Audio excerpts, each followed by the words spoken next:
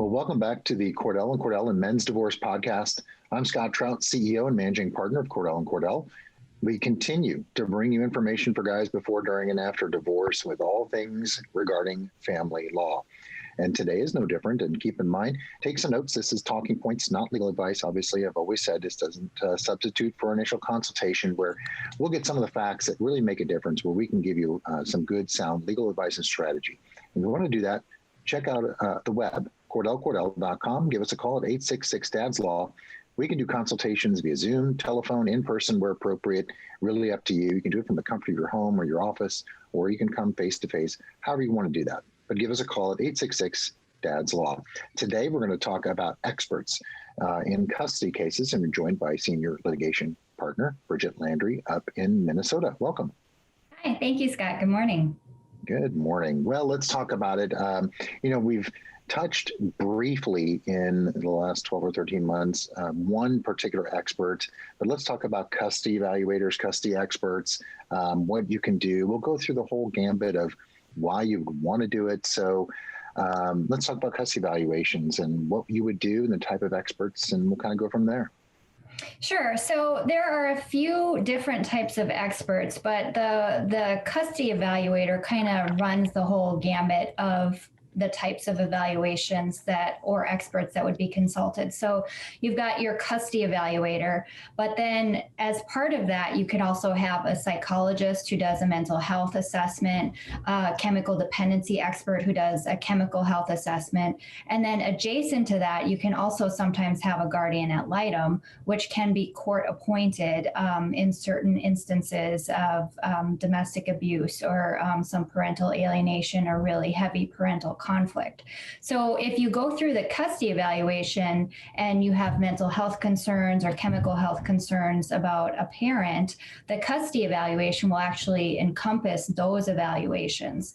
But custody evaluations are also quite costly. So sometimes if you just want to address a mental health concern or a chemical health concern, you can look at hiring those experts just for that specific purpose.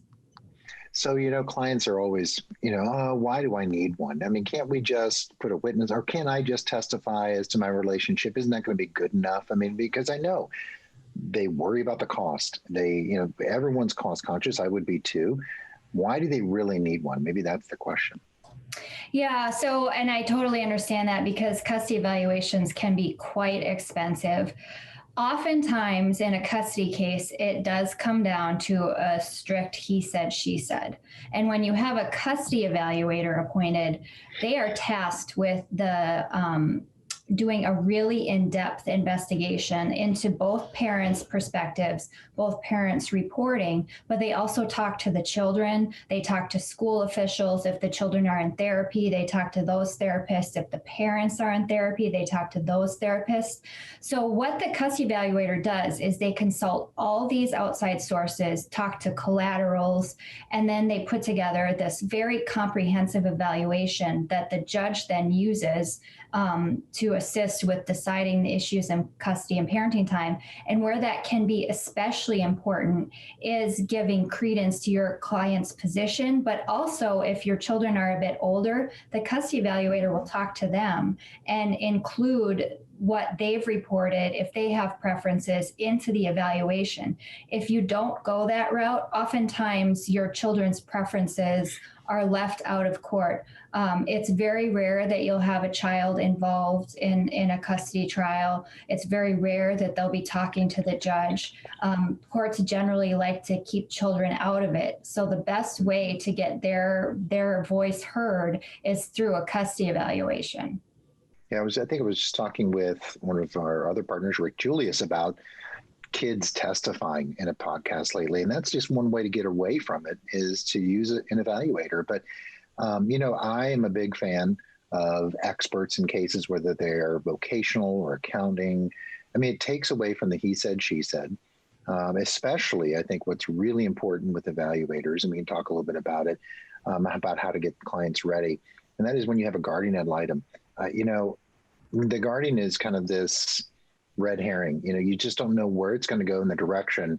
To me, getting your own evaluator or psychologist is almost like insurance. I mean, maybe the result isn't what you want, but when, you have a little bit more control than the GAL, right? I mean, I think to me, it's just almost a necessity. I'm always going to recommend it to clients. Yeah, I totally agree with you because in the state of Minnesota, at least, all of the guardian ad litems are court appointed. And in recent times, their budgets have been slashed. They are few and far between. Their appointments are being restricted and only used in like very serious cases. So what you have is a guardian who has a lot of clients and can't devote the time to an investigation that a custody evaluator would. And that's important, especially if you have a parent making allegations of domestic abuse or alcohol or chemical dependency or even mental health, and your client is telling you this is not true, she's making it up, and you have a lack of evidence. The way to get kind of the truth out there is through the use of an expert. Even in the toughest of times, there are usually opportunities for relief. Many husbands and dads listening now are struggling to stay current on alimony and child support orders. You should know that this crisis may allow you to modify your support obligations, but time is of the essence. If you're a guy needing help right now, not someday when things are back to normal, call us at Cordell Cordell. This is what we do.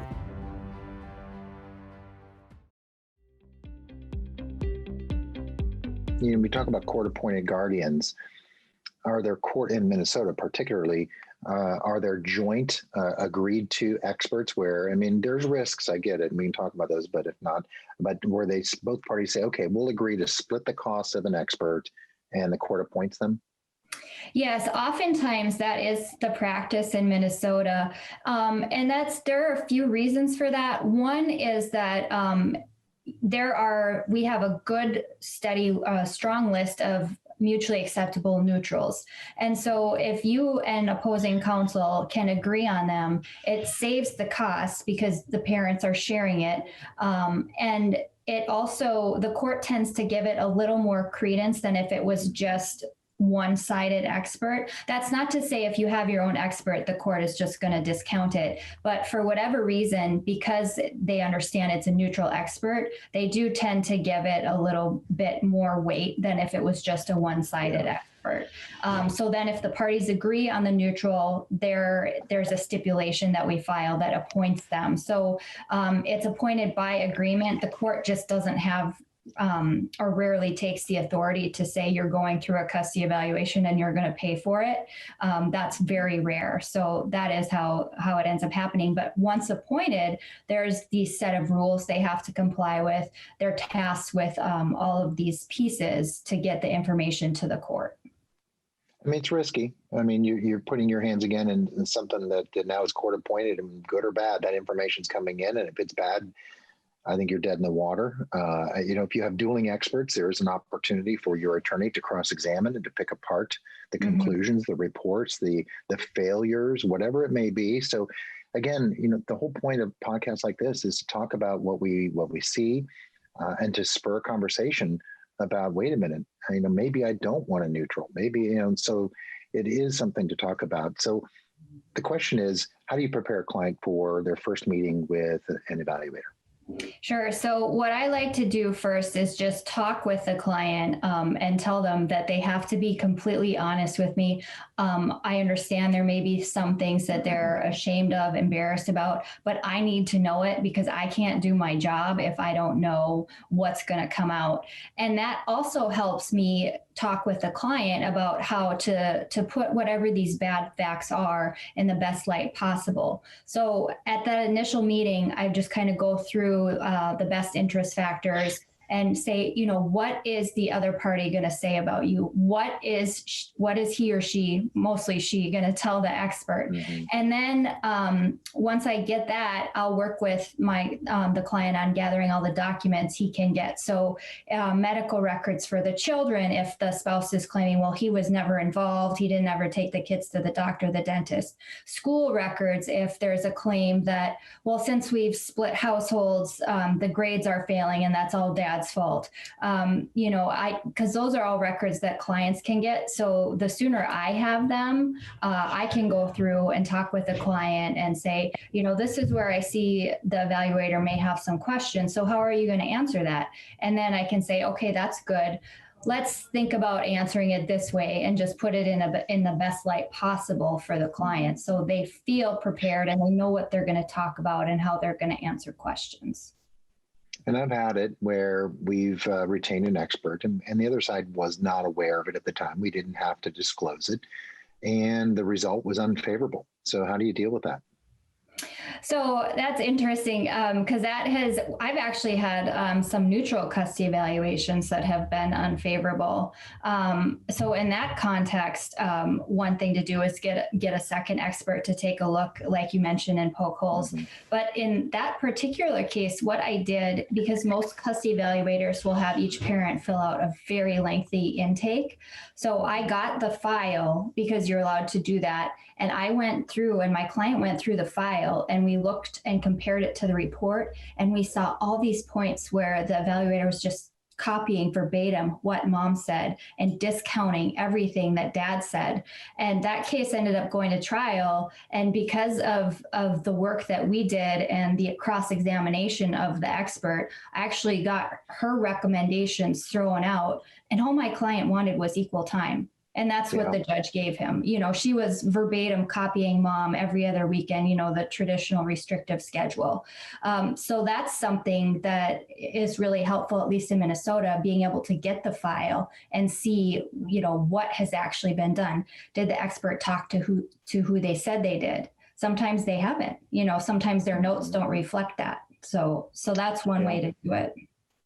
And I've had them where, like I said, it's been bad and it's kind of this decision time for clients where it wasn't the neutral, it was our hired expert. But even when you have dueling experts, that is a difficult scenario.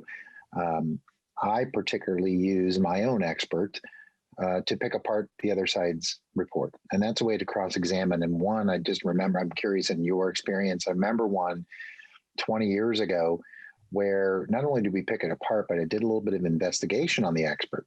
And it turns out that the expert in their entire career, not one single time have they ever recommended 50-50 or custody to the father, ever. Wow. And so we use that as a cross-examination to say, look, you're just a hired gun for moms, period. And you don't consider the true facts of the case. And it just blew that entire report apart. But what's your experience?